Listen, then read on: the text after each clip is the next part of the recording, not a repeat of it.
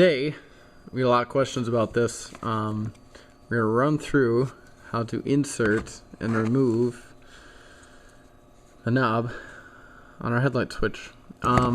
This headlight switch often comes with either a black knob with this classic print on it. Otherwise it comes with a billet knob, which is just a chrome knob. That's pretty standard. So when inserting the knob, you can see the knob kind of goes in at a downward angle. When you go in with it, you're going to want to kind of push up on the middle for it to get caught. Slide it in, push up, and you should hear a click, final click. There it was.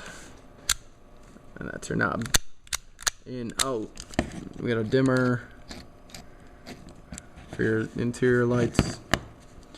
Here's where your connector is going to connect onto to get it out. This button right here is what's going to get your knob out if you happen to buy one with a black knob and you want to switch out to a billet. This button is what you're going to be looking for.